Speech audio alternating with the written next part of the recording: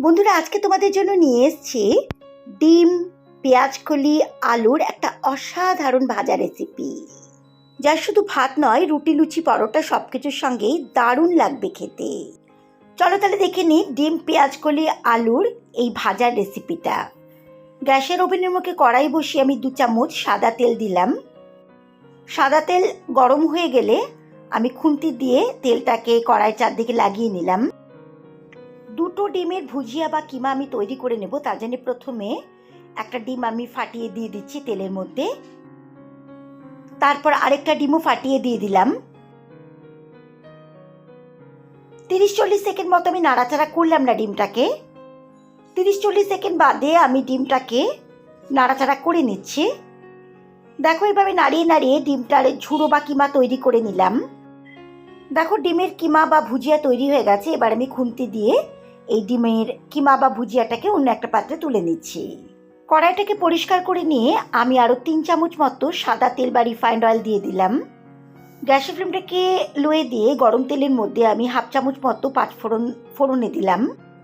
ফোড়ন থেকে সুগন্ধ বেরোলে আমি 3টে মিডিয়াম সাইজে পেঁয়াজকে এরকম সরু সরু লম্বা করে কেটে নিয়েছি, সেগুলো দিয়ে দিলাম।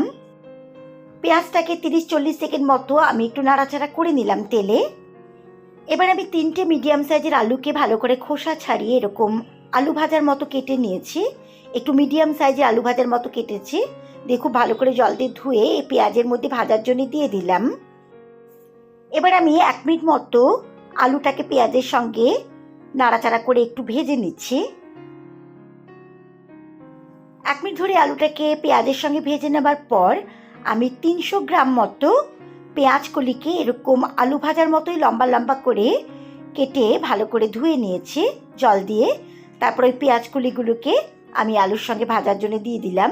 আর এই সময় আমি কিন্তু গ্যাসের ফ্লেমটাকে একদম মিডিয়ামে রেখেছি। 2 মিনিট মতো খুব ভালো করে পেঁয়াজকলিগুলোকে আলু পেঁয়াজের সঙ্গে আমি ভেজে নিচ্ছি।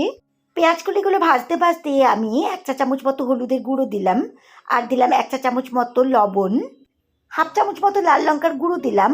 এবার লবণ, হলুদের গুঁড়ো, লাল লঙ্কার গুঁড়ো খুব ভালো করে মিশিয়ে দিচ্ছি ভাজাটার সঙ্গে। এবার আমি 2টো মিডিয়াম সাইজে টমেটোকে এরকম ছোট ছোট কিউব কিউব টুকরো করে নিয়েছি, সেগুলোকে দিয়ে দিলাম ভাজার মধ্যে। আর দিলাম 2টো সবুজ কাঁচা লঙ্কাকে চিড়ে। আরও 1 মিনিট মতো আমি ভেজে নিচ্ছি টমেটোগুলোকে।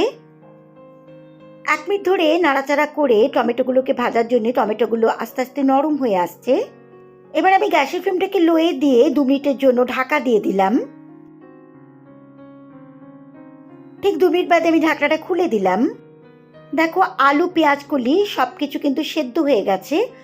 আর এই পেঁয়াজকলি, আলুর, টমেটোর জলেই কিন্তু ভাজাটা হয়েছে। আর ভাজাটা কিন্তু বেশ ঝরঝরে হয়েছে। এবার আমি 1/2 চামচ চিনি দিয়ে দিলাম। চিনিটাকে ভালো করে মিশিয়ে দিচ্ছি। আর একদম হাই ফ্লেমে দিয়ে দিলাম এখন গ্যাসের ফ্লেমটাকে।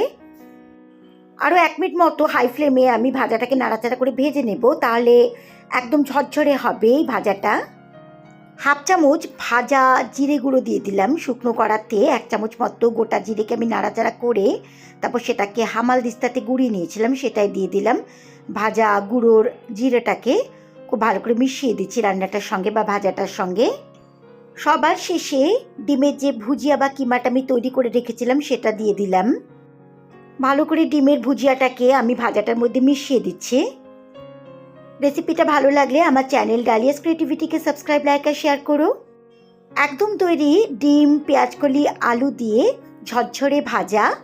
আমি গ্যাসের ফ্লেমটাকে অফ করে দিলাম, দিয়ে ঢাকা দিয়ে 5 মিনিট স্ট্যান্ডিং পজিশনে রেখে তারপর সার্ভ করব।